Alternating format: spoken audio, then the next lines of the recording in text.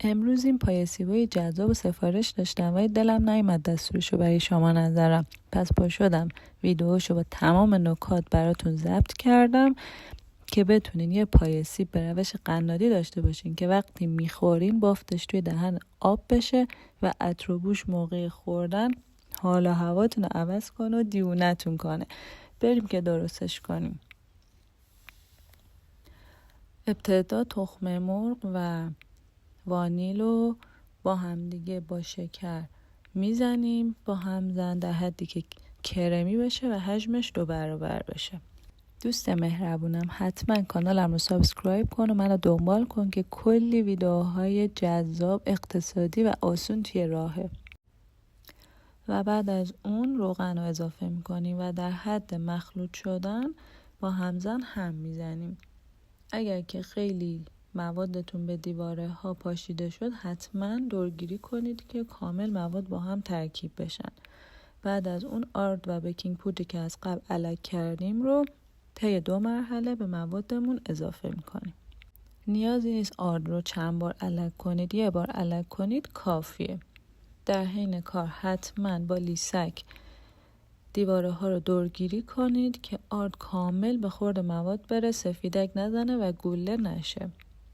و در نهایت مواد رو داخل قیف میریزیم که کارمون راحت تر باشه و کپسولای پای سیب رو داخل قالبش میذاریم و یه مقدار توی کپسولا پایپ میکنیم، خیلی زیاد نباشه.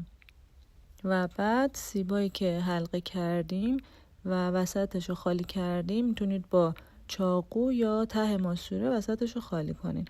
داخل دارچین میغلطونیم کامل. اینجاست رمز اون عطر و بو که کامل دارچینی بشه و وسط کپسولا و مواد میذاریم. هرچه تمیزتر و بهتر داخل دارچین بغلطونین هم عطر کیکتون و شیرینیتون بهتر میشه، هم تمیزی کارتون موقع برش دادن مشخص میشه. و دوباره روی سیبا رو با مواد میپوشونیم. 2/3 کپسولا پر بشه کافیه. میره داخل فر از قبل گرم شده و این کیک توپلی پنبه‌ای جذاب به ما میده. و بعد با یه چاقو اره‌ای یا یه چاقو تیز چینیامون رو به 2 قسمت تقسیم میکنیم و برش میدیم. از پشت این کارو بکنید راحت تره، کاغذش راحت تر برش میخوره. و بعد وقتی کامل سرد شد با خاک قند یا همون پودر قند الک میکنیم روی پای سیبامونو و با هر چیزی دوست داشتیم تزیین میکنیم. پودر پسته بهترین گزینه است، خیلی خوشگل میشه، با همون تزیینش میکنیم.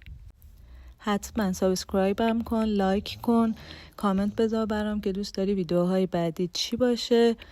حتما خودم جوابشونو میدم. اینم از پای سیبای جذابمون، حتما درستش کنیم.